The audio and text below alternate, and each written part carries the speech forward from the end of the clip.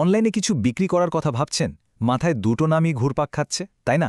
Etsy নাকি ইবে। দেখুন, দুটোই কিন্তু ই কমার্সের হেভিওয়েট, কিন্তু এদের জগৎ দুটো না একেবারে দুই মেরুর। তো চলুন, আজকের এই আলোচনায় আমরা গভীরে গিয়ে দেখি কোন প্ল্যাটফর্মটা ঠিক কার জন্য তৈরি। ব্যাপারটাকে একটু অন্যভাবে ভাবা যাক। ধরুন, আপনার হাতে দারুণ একটা পণ্য আছে যা আপনি নিজে তৈরি করেছেন। এখন আপনি কি করবেন? জিনিসটা নিয়ে একটা আর্ট অ্যান্ড ক্রাফটের মেলায় যাবেন, যেখানে সমজদার মানুষরা আপনার শিল্পের কদর করবে? নাকি দেশের সবচেয়ে বড়, সবচেয়ে জমজমাট খোলা বাজারে যাবেন, যেখানে হাজার হাজার মানুষ কেনাকাটা করতে আসে? এই সহজ প্রশ্নটার মধ্যেই কিন্তু এটসি আর ইবে এর মূল পার্থক্যটা লুকিয়ে আছে। তো চলুন এই ছবিটাকেই আর একটু বড় ক্যানভাসে দেখি। কারণ এটসি আর ইবে এরা কিন্তু শুধুই দুটো ওয়েবসাইট নয়, এদের প্রত্যেকের একটা নিজস্ব চরিত্র আছে, নিজস্ব দর্শন আছে। একদিকে যেমন শৈল্পিক ছোঁয়া, অন্যদিকে তেমনই এক বিশাল জমজমাট কেনাবেচার হাট। দেখুন, এই তুলনাটা কিন্তু একদম পারফেক্ট। এটসিকে ভাবা যেতে পারে একটা চমৎকার সাজানো গোছানো আর্ট গ্যালারির মতো। মানে এখানকার প্রত্যেকটা জিনিসের পেছনে একটা গল্প আছে, একটা হাতের ছোঁয়া আছে। হয় সেটা হাতে তৈরি, নয়তো অনেক বছরের পুরনো কোনো ভিন্টেজ আইটেম। এখানে ক্রাফটসম্যানশিপের কদরটাই আসল। আর ইবে, ওটা হলো গিয়ে শহরের সেই বিশাল গ্র্যান্ড বাজার, যেখানে আক্ষরিক অর্থেই পেন থেকে প্লেন সব কিছু পাওয়া যায়। নতুন, পুরনো, ইলেকট্রনিক্স, জামা কাপড়, গাড়ির পার্টস, কি নেই সেখানে। এবার একটু সংখ্যার দিকে তাকানো যাক। আর এখানে পার্থক্যটা কিন্তু বিশাল, মানে আকাশ পাতাল বললেও কম বলা হয়। ইবের মার্কেট ভ্যালু দেখুন, $32 বিলিয়ন বেশি। আর তার পাশে এটসি, প্রায় 6 বিলিয়ন। বুঝতেই পারছেন আকারের দিক থেকে ইবে কতটা এগিয়ে। আর এটা তো কেবল শুরু। শুধু মার্কেট ভ্যালু নয়, ক্রেতার সংখ্যাতেও ইবে অনেক অনেক এগিয়ে। ইবেতে সক্রিয় ক্রেতার সংখ্যা 133 মিলিয়নেরও বেশি। অন্যদিকে এটসিতে এই সংখ্যাটা প্রায় 96 মিলিয়ন। সোজা কথায়, ইবেতে অনেক বেশি মানুষের কাছে পৌঁছানোর সুযোগ আছে। কিন্তু এখানে একটা বড় প্রশ্ন চলে আসে, বেশি ক্রেতা মানেই কি বেশি বিক্রি, নাকি সঠিক ক্রেতার কাছে পৌঁছানোটা বেশি জরুরি? চলুন এই উত্তরটাই খোঁজা যাক। আর ওই প্রশ্নটার উত্তর খুঁজতেই আমরা চলে এলাম আলোচনার একেবারে কেন্দ্রবিন্দুতে। মানে এই দুটো প্ল্যাটফর্মের ক্রেতা আসলে কারা, আর এখানে ঠিক কী ধরনের পণ্য বিক্রি হয়? কারণ দিন শেষে তো এটাই আসল, তাই না? সঠিক ক্রেতার কাছে সঠিক পণ্য পৌঁছে দেয়া। এটসির ক্রেতাদের নিয়ে একটা খুব প্রচলিত কথা আছে, আর সেটা হলো, এখানকার মানুষ শুধু দাম দেখে কেনাকাটা করে না, তারা খোঁজে পণ্যের পেছনের গল্পটা, তার পেছনের অর্থটা। তারা এমন একটা জিনিস চায় যা ইউনিক, যার একটা নিজস্বতা আছে, যা আর 10 জনের কাছে পাওয়া যাবে না। মানে এটসিতে কেনাকাটা করাটা শুধু একটা লেনদেন নয়, এটা অনেকটা একজন শিল্পীর কাজকে সাপোর্ট করা বা সম্মান জানানোর মতো। আর ঠিকের উল্টো মেরুতে আছে ইবের ক্রেতারা। তারা হলেন ক্লাসিক ডিল হান্টার। তাদের মূল লক্ষ্য হলো সেরা ডিলটা খুঁজে বের করা, সবচেয়ে কম দামে ভালো জিনিসটা কেনা। নতুন হোক বা পুরনো, তাদের আগ্রহের জগৎটা অনেক বড়। সুতরাং একজন বিক্রেতা হিসেবে আগে নিজেকেই প্রশ্ন করতে হবে, আমার ক্রেতাকে একজন শিল্প সমঝোদার নাকি একজন পাকা ডিল হান্টার? আর ক্রেতাদের এই ভিন্নতাটাই সরাসরি প্রভাব ফেলে পণ্যের ধরনের ওপর। দেখুন, এটসির নিয়মকানুন কিন্তু বেশ কড়া। এখানে আপনি যা খুশি তাই বিক্রি করতে পারবেন না। হয় আপনার পণ্য হাতে তৈরি হতে হবে, নয়তো কমপক্ষে 20 বছরের পুরনো ভিন্টেজ হতে হবে, অথবা ক্রাফটের কাঁচামাল।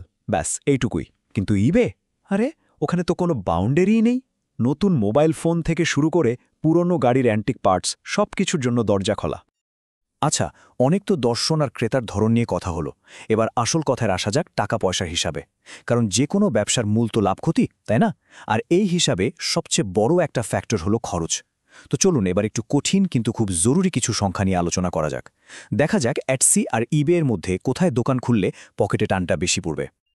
এই খরচের স্ট্রাকচারটা না বেশ ইন্টারেস্টিং। এটসিতে দেখুন, প্রত্যেকটা পণ্য লিস্ট করার জন্য আপনাকে 20 সেন্ট দিতে হবে, আর এটা প্রতি 4 মাস পর পর রিনিউ করতে হয়। তারপর যখন জিনিসটা বিক্রি হলো, তখন মোট দামের উপর 6.5% ট্রানজ্যাকশন ফি কাটবে। অন্যদিকে ইবে কিন্তু আপনাকে একটা দারুণ অফার দিচ্ছে। প্রথম 250টা লিস্টিং একদম ফ্রি। শুনতে তো দারুণ লাগছে, তাই না? কিন্তু আসল খেলাটা হয় বিক্রির পর।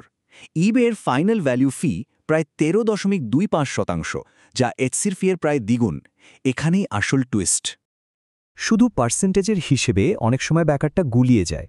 তার চেয়ে বরং একটা সত্যিকারের উদাহরণ দিয়ে দেখা যাক। কেমন? ধরুন, একটা টি শার্ট বিক্রি করা হচ্ছে, দাম $29, আর তার সাথে শিপিং চার্জ $5। হিসেবটা করলে কি দাঁড়ায়? এই একই টি শার্ট যদি এটসিতে বিক্রি করা হয় তাহলে সব মিলিয়ে ফি দিতে হবে প্রায় $3.5 আর ইবেতে সেখানে এই খরচটা গিয়ে দাঁড়াবে $4.5 থেকে $5 মধ্যে। সুতরাং মূল কথাটা কিন্তু একদম পরিষ্কার। ইবে শুরুতে লিস্টিং ফ্রি এর সুবিধা দিলেও দিন শেষে বিক্রির ওপর অনেক বেশি টাকা কেটে নেয়। টাকা পয়সার হিসাব তো বোঝা গেল, কিন্তু ব্যবসা তো শুধু সংখ্যার খেলা নয়, তাই না? এটা একটা অভিজ্ঞতাও। একজন বিক্রেতা হিসাবে কোন প্ল্যাটফর্মে কাজ করার ফিলিংটা কেমন? সেখানে কি শুধু জিনিস বিক্রি করাটাই মূল উদ্দেশ্য, নাকি নিজের একটা ব্র্যান্ড, একটা পরিচিতি তৈরি করার সুযোগও আছে? এই প্রশ্নের উত্তর কিন্তু দুই প্ল্যাটফর্মের জন্য একেবারে আলাদা। বিক্রির পদ্ধতিতেও একটা বড় পার্থক্য আছে। এটসির মডেলটা বেশ সোজাসাপটা, অনেকটা আমাদের চেনা দোকানের মতো। এখানে সব কিছুর একটা নির্দিষ্ট দাম ঠিক করা থাকে।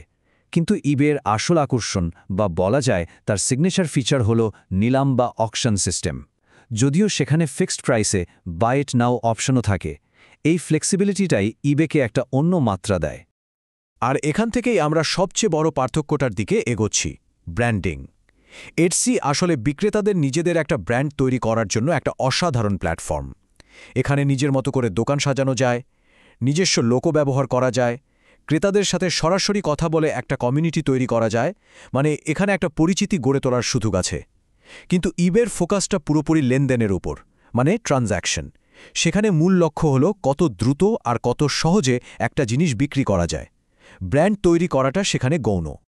তো এতক্ষণ ধরে আমরা অনেকগুলো দিক নিয়ে আলোচনা করলাম, ক্রেতা, পণ্য, খরচ, ব্র্যান্ডিং। এখন সময় এসেছে সবটা গুছিয়ে এনে একটা সিদ্ধান্তে পৌঁছানোর। তাহলে শেষ পর্যন্ত কোনটা বেছে নেওয়া উচিত? শৈল্পিক আর্ট গ্যালারি নাকি বিশাল গ্র্যান্ড বাজার? দেখুন, সিদ্ধান্তটা কিন্তু পুরোপুরি নির্ভর করছে আপনার ব্যবসার ধরনের ওপর। একদম সহজ করে বললে, যদি আপনার পণ্য হাতে তৈরি, ভিন্টেজ বা কোনো শৈল্পিক জিনিস হয় এবং আপনার মূল লক্ষ্য যদি হয় একটা দীর্ঘস্থায়ী ব্র্যান্ড তৈরি করা, তাহলে চোখ বন্ধ করে এটসি বেছে নিতে পারেন, এর কোনো বিকল্প নেই। অন্যদিকে যদি আপনার উদ্দেশ্য হয় বিভিন্ন ধরনের পণ্য নিয়ে নতুন বা পুরনো একটা বড় মার্কেটে ব্যবসা করা, যেখানে দাম দিয়ে প্রতিযোগিতা করতে হবে এবং সারা বিশ্বের ক্রেতাদের কাছে পৌঁছানোটা জরুরি, তাহলে ইবে আপনার জন্য সেরা জায়গা। শেষ করার আগে একটা বড় প্রশ্ন রেখে যেতে চাই। ই কমার্সের ভবিষ্যৎ আসলে কোন দিকে এগোচ্ছে? এটসির মতো বিশেষায়িত ছোট ছোট নিশ বুটিকগুলোর দিকে, নাকি ইবের মতো বিশাল গ্লোবাল সুপারস্টোরের দিকে, যেখানে সবকিছু একসাথে পাওয়া যায়? কোন মডেলটা আগামী দিনের উদ্যোক্তাদের জন্য সবচেয়ে বেশি সুযোগ তৈরি করবে? উত্তরটা হয়তো সময়ই দেবে, কিন্তু প্রশ্নটা ভাবার মতো, তাই না?